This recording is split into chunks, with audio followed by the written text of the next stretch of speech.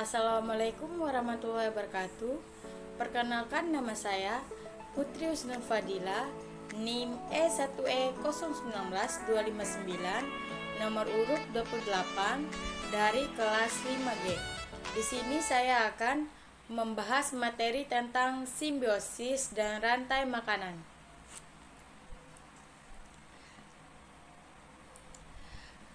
Apakah simbiosis dan rantai makanan itu? Amati lingkungan di sekitarmu dengan saksama. Pada beberapa makhluk hidup terdapat hubungan yang bersifat khusus. Hubungan khusus antara makhluk hidup disebut simbiosis.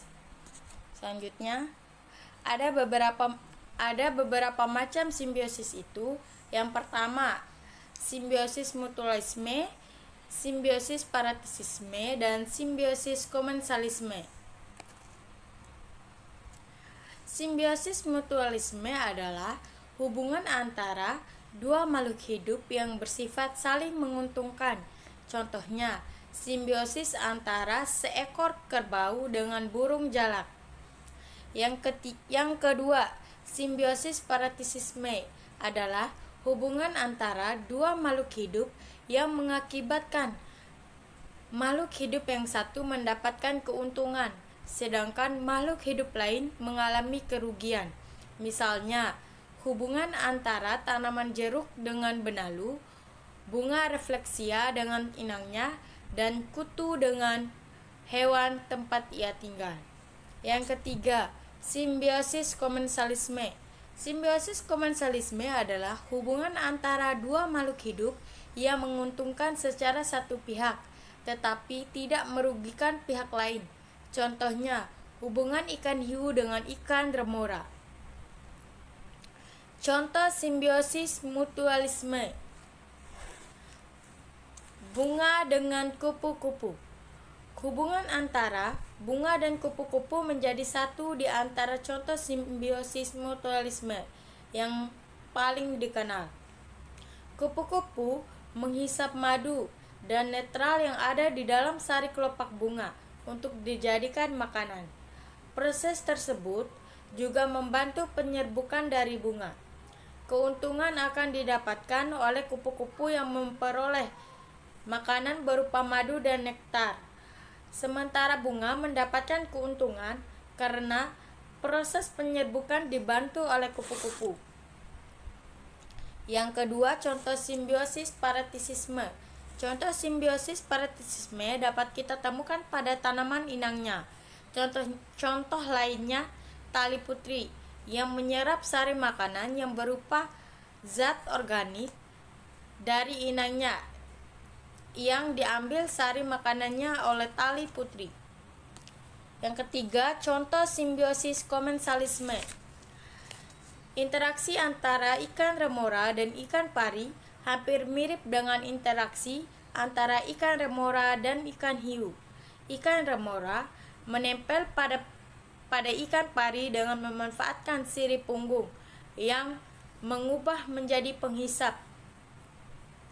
Jika ikan pari memperoleh makanan, ikan remora juga akan mendapatkan sisa-sisa makanan yang menempel. Keuntungan yang akan didapatkan oleh ikan remora dengan mendapatkan sisa-sisa makanan, sementara ikan pari tidak terganggu oleh kehadiran ikan remora tersebut. Selanjutnya, rantai makanan. Rantai makanan adalah perjalanan makan dan dimakan dengan urutan tertentu antara makhluk hidup.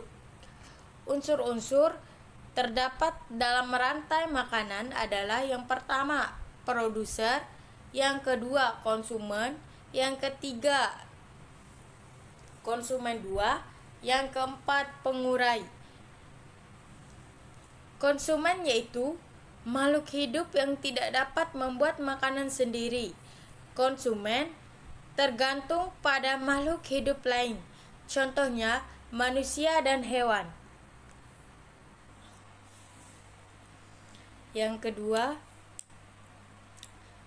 produsen adalah makhluk hidup yang dapat membuat makanannya sendiri, contohnya tumbuhan hijau.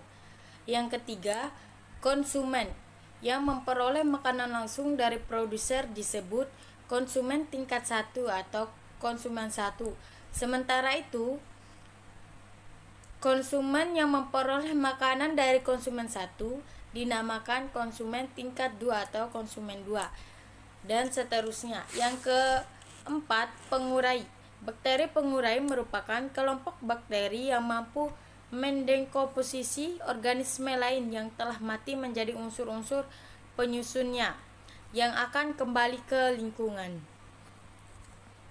Selanjutnya, apakah hubungan makhluk hidup dengan lingkungannya? Perhatikan contoh di bawah ini.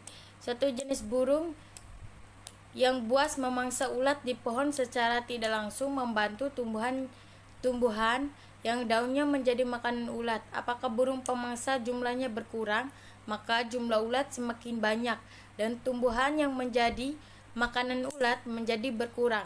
Dengan demikian, secara tidak langsung antara burung dengan tumbuhan terdapat bentuk saling ketergantungan. Apakah yang terjadi jika salah satu komponen rantai makanan tidak terpenuhi? Jawabannya, keseimbangan ekosistem dapat terganggu jika komponen-komponen penyusunnya rusak atau bahkan hilang. Jadi, mari kita jaga lingkungan dan alam kita untuk menghindari ketidakseimbangan ekosistem. Dimulai dari hal yang terkecil seperti jangan membuang sampah sembarangan karena itu dapat mencemari lingkungan dan mengganggu kelangsungan hidup suatu ekosistem. Selain itu, kita juga dapat melakukan reboisasi pada hutan gundul, tidak menebang pohon secara liar, tidak melakukan pemburuan liar, dan sebagainya. Demikian presentasi yang dapat saya sampaikan. Lebih dan kurangnya saya mohon maaf. Wabillahi taufiq wal hidayah. Wassalamualaikum warahmatullahi wabarakatuh.